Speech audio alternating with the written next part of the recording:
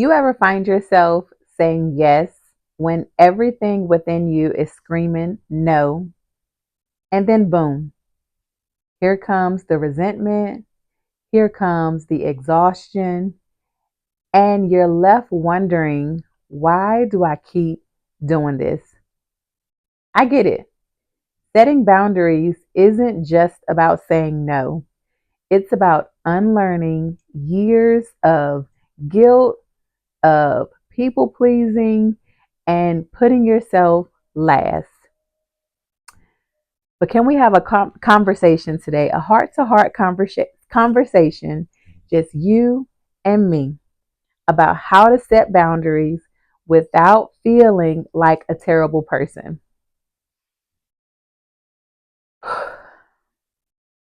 Because you're not selfish for having limits, you're not a mean person for wanting to protect your peace, and you definitely don't owe anyone an explanation for wanting to choose yourself and put yourself first.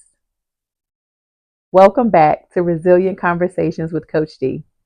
This is your space to breathe, your space to exhale the chaos of life, grow, and heal.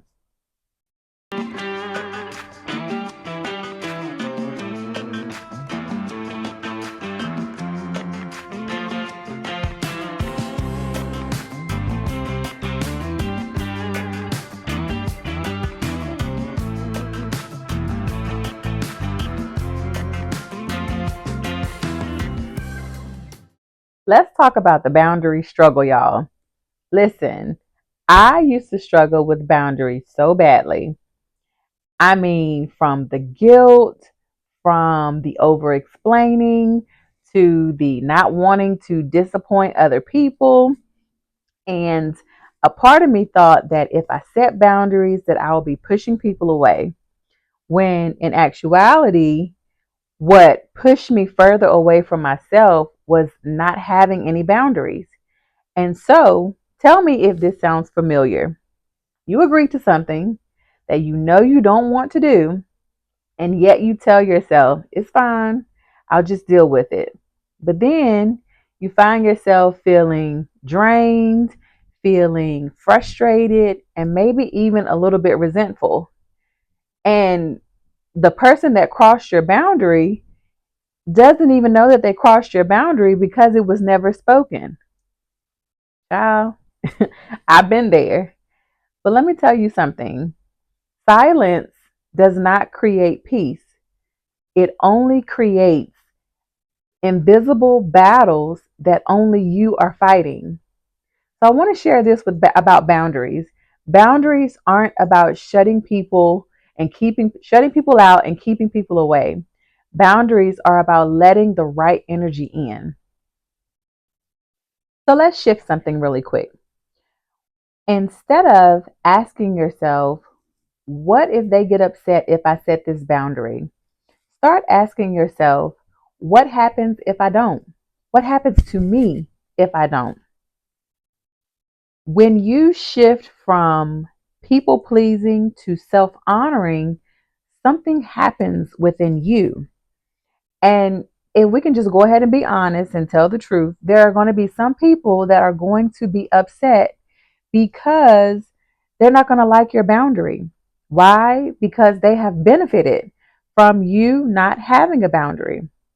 But as I say in my therapy sessions with some of my clients, that's not your therapy session, that's their therapy session to deal with, and it's not your responsibility to manage someone else's reactions to your boundaries. And if someone truly values you, then they will be able to respect you and respect your boundaries. And if they don't, then that's the indicator that they were benefiting from you not having any boundaries. And again, that's not your therapy session, that's theirs. Okay, so I hear you when you're like, all right, Coach D, now I'm feeling confident and I'm ready to set a boundary, but what do I even say? Well, try this.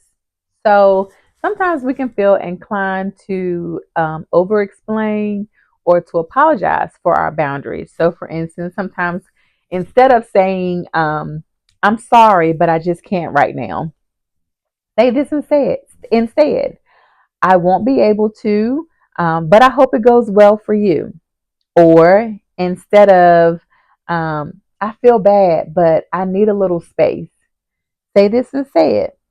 I need some time to myself today, and I'll check in with you a little later. See? No over explaining. It's all clarity. And if they push back, which that's okay because we should anticipate some pushback, then you don't have to manage their reactions to your boundaries. That's their work to do, not yours. Now let's talk about guilt because whoo child, guilt will have you out here apologizing for breathing too loudly. Listen, guilt is isn't proof that feeling of guilt isn't proof that you're doing something wrong. It is a sign that you're doing something different. And if you think of guilt like almost like a muscle cramp, when you first start working out, your muscles are screaming at you that this is different. I don't know if we like this or not. But the more that you keep working out that muscle, the less pain you start to feel, or the less uncomfortable it becomes. So think of guilt that way. And especially when it comes to setting boundaries, the more you do it, the less guilty you will feel about it.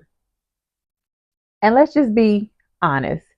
There are going to be some times where you should anticipate pushback.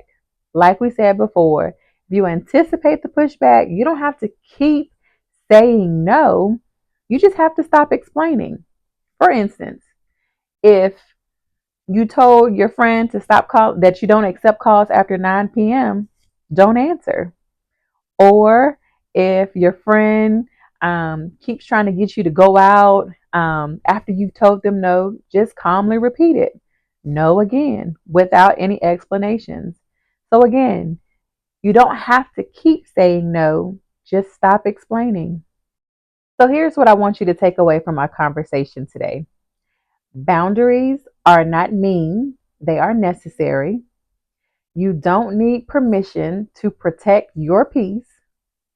And guilt will fade, but self respect, that lasts.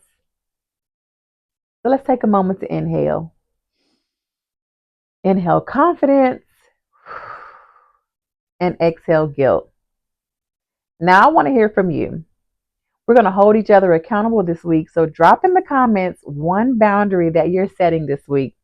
And if this video resonated with you, if you found something meaningful, make sure you like it, make sure you share it with someone who needs it, and don't forget to subscribe.